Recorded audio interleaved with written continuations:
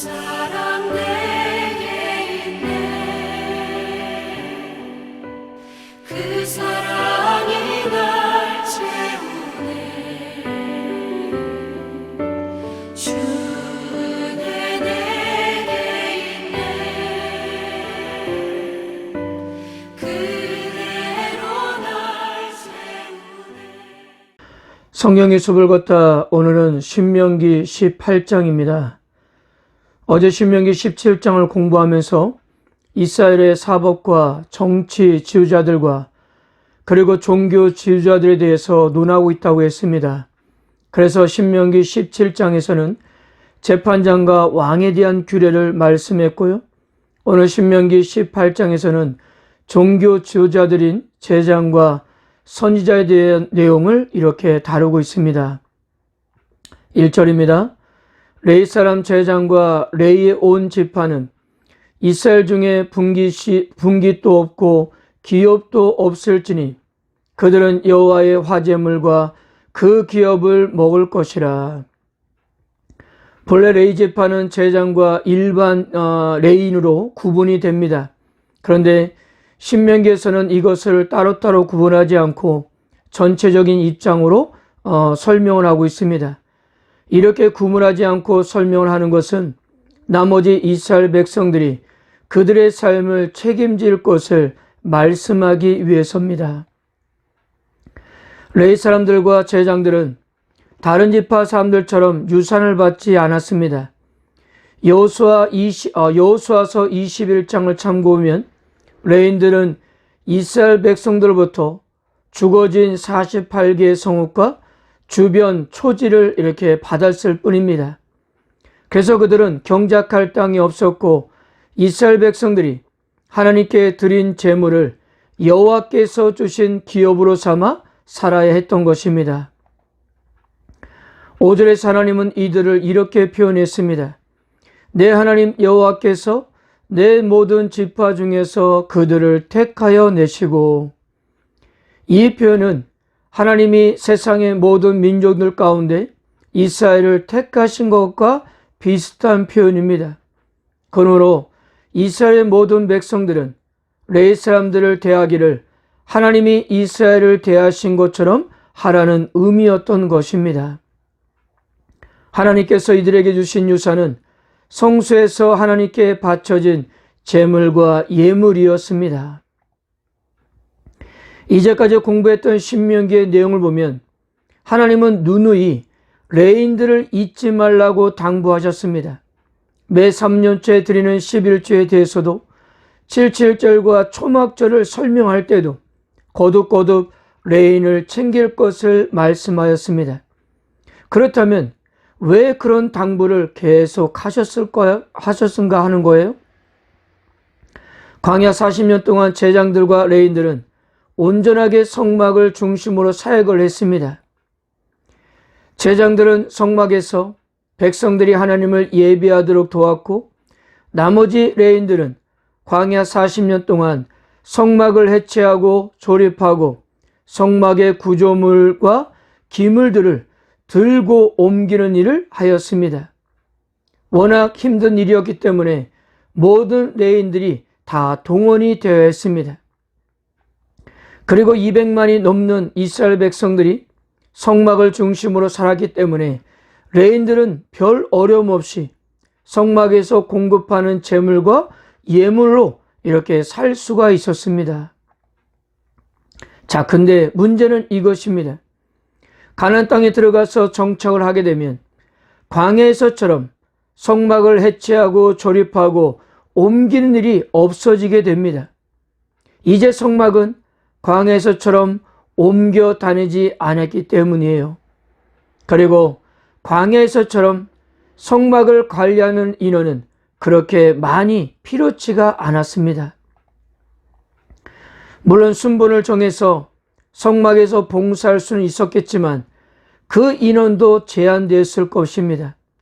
나머지 레위인들은 지파별 성읍에 흩어져서 자기가 속한 지역의 백성들에게 말씀을 가르친 일을 감당했습니다. 이스라엘 백성들 하여금 하나님을 잘 믿을 수 있도록 하기 위해서 이들은 다른 직업을 갖지 않고 하나님의 일에만 집중을 해야 했던 것입니다. 이러한 이유 때문에 성막에서 공급되는 것이 제한될 수밖에 없었고요. 그래서 대부분 레위인들은 넉넉한 생활을 할 수가 없었습니다. 그래서 레위인들의 삶을 다른 이스라엘 백성들이 책임을 져야 했던 것입니다. 그들이 하나님의 일을 하느냐고 다른 일을 하지 못해서 상대적으로 가난한 삶을 살아야 했기 때문에 그들에 대한 책임을 나머지 이스라엘 백성들이 져야 했던 것입니다.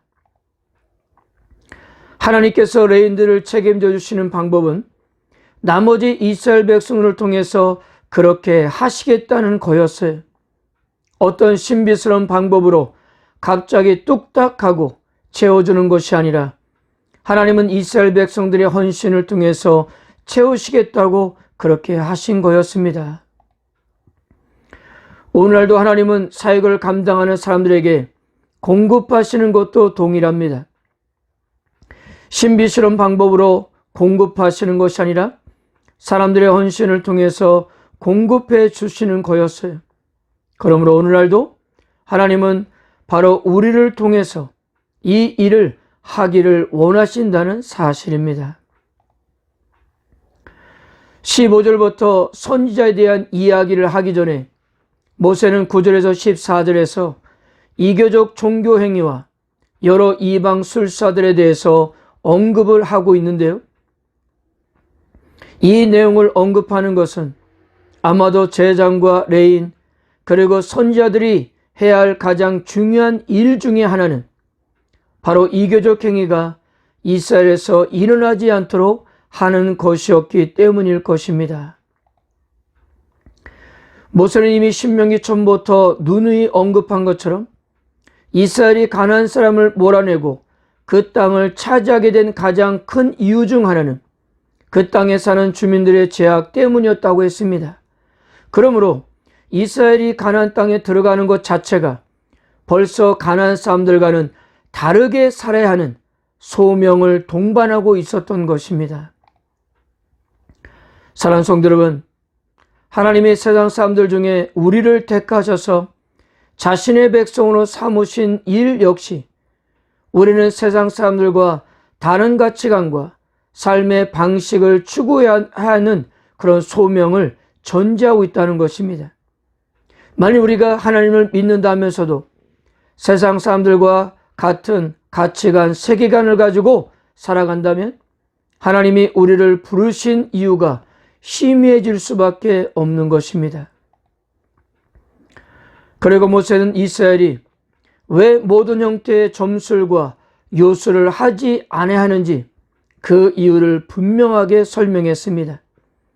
하나님은 이런 일을 미워하시며 가나안 사람들이 이런 일을 했기 때문에 그들을 내치고 이스라엘에게 그 땅을 주식으로 결정하셨기 때문이었습니다.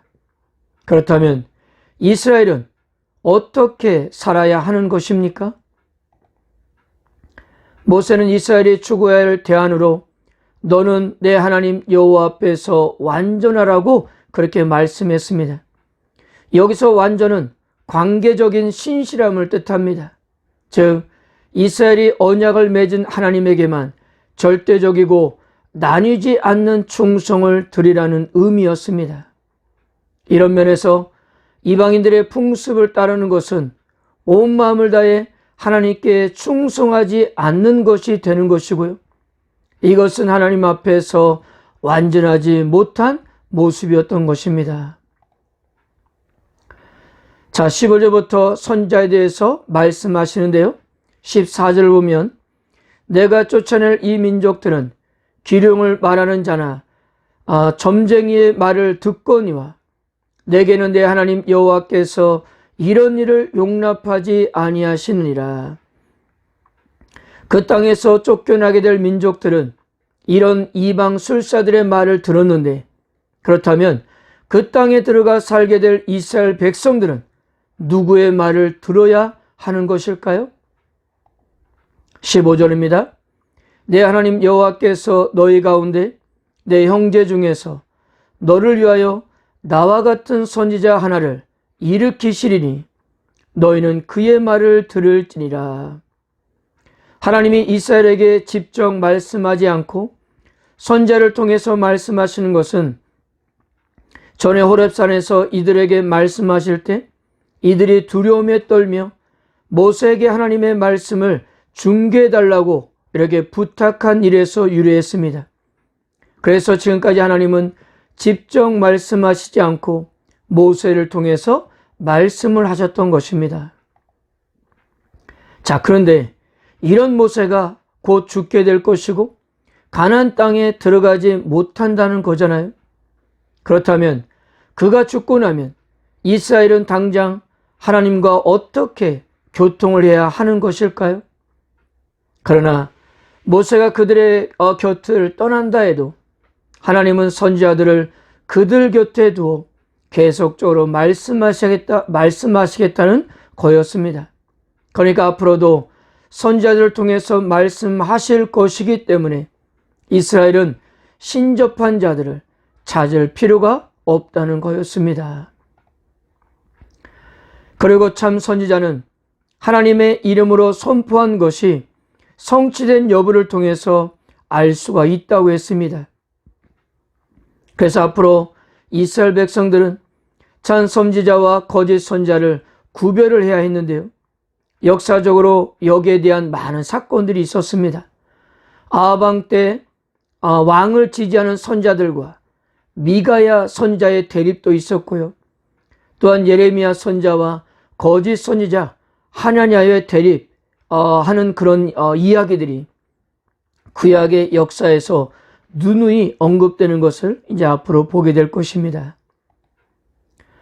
방금 전에 보았던 15절에서 모세는 너희를 위하여 나와 같은 선지자 하나를 일으키시리니 라고 말을 했는데요.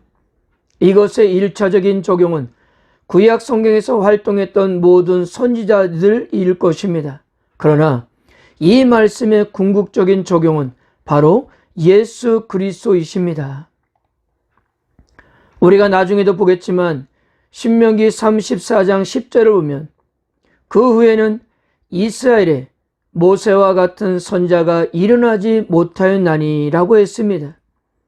모세는 참으로 독보적인 존재였습니다. 하나님과 얼굴을 마주 대했고요. 인간으로서 하나님과 최고 수준의 교통을 누렸습니다. 물론 모세의 역할을 이어받은 선자들이 백성들에게 하나님의 말씀을 전할 것입니다. 그러나 모세처럼 이렇게 하나님을 가까이 하고 큰 권능을 보였던 사람은 오랫동안 다시 일어나지 않았습니다. 예수님께서 이 땅에 오실 때까지 말입니다. 그러므로 하나님께서 모세와 같은 선자를 이스라엘 가운데 일으키신다는 것은 거기에 대한 궁극적인 약속은 그래서 아직도 남아 있었던 겁니다. 이러한 사실로 인해서 메시아 사상이 발전을 했어요. 즉 이스라엘은 오랫동안 모세와 같은 선자가 일어나기를 기다린 것입니다.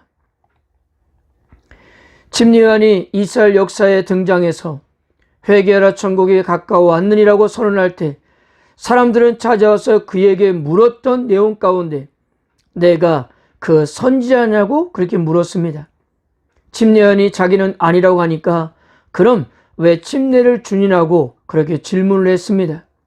이 질문에서 알 수 있는 것은 그 선지자를 종말론적인 인물로 생각하고 있었기 때문입니다. 예수께서 오셔서 오병이의 기적을 행하실 때도 사람들이 놀라운 광경을 보면서 이는 참으로 세상에 오실 그 선지자라고 했고요. 다시 예수님께서 초막절 끝날에 설교를 하셨을 때도 사람들은 이 사람이 참으로 그 선지자라고 그렇게 말했습니다. 무엇입니까? 사람들은 예수님께서 행하시는 기적과 설교를 들으면서 그 선지자가 아닐까 하는 그런 생각을 하게 되었던 것입니다. 사도행전을 보면 베드로와 요한이 성전 미문에 앉아있던 안진뱅이를 고쳐줬을 때 모인 사람들에게 이렇게 설교했습니다.